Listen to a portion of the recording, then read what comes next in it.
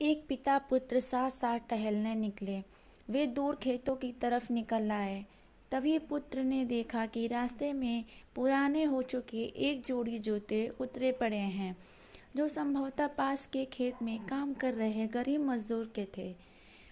पुत्र लक्ष्मीकांत को मजाक सूझा। उसने पिता से कहा, क्यों न आज की शाम को थोड़ी शरारत से यादगार बनाएं। आखिर मस्ती ही तो आनंद का सही स्रोत है। पिता ने असमंजस से बेटे की ओर देखा। पुत्र बोला, हम ये जूते कहीं छुपा कर झाड़ियों के पीछे छुप जाएं। जब वो मजदूर इन्हें यहाँ नहीं पाकर घबराएगा तो बड़ा मज़ा आएगा। उसकी तलब देखने लायक होगी और इसका आनंद मैं जीवन भर याद रखूँगा। पिता पुत्र की बात को सुन गंभीर हुए और बोले, बेटा, किसी गरीब और कमज़ोर के साथ, उसकी ज़रूरत की वस्तु के साथ इस तरह का भद्दा मजाक कभी न करना।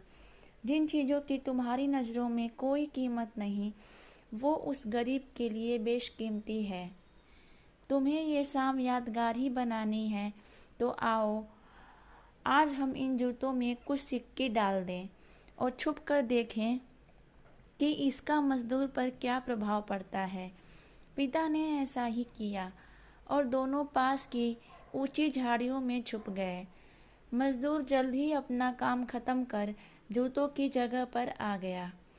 उसने जैसे ही एक पैर में जूते डाले, उसे किसी कठोर चीज का आभास हुआ।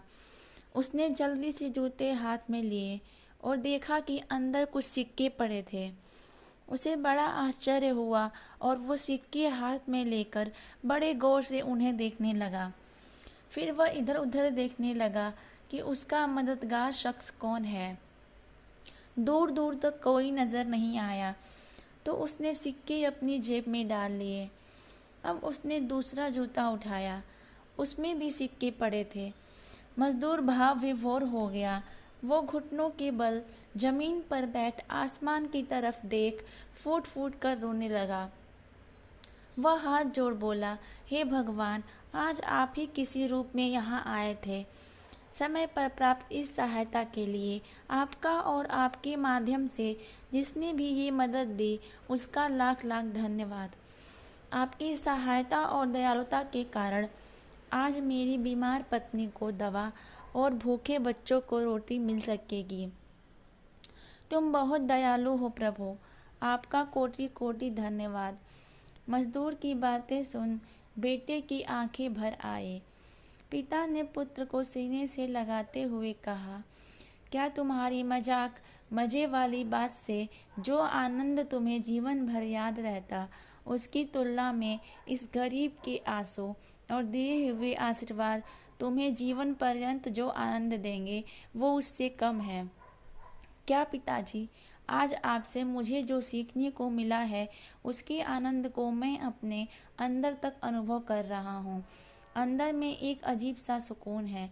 आज के प्राप्त सुख और आनंद को मैं जीवन भर नहीं भूलूंगा। आज मैं उन शब्दों का मतलब समझ गया जिन्हें मैं पहले कभी नहीं समझ पाया था। आज तक मैं मज़ा और मस्ती मजाक को ही वास्तविक आनंद समझता था, पर आज मैं समझ गया हूँ कि लेने की अपेक्षा देना कहीं अधिक आनंददायी है।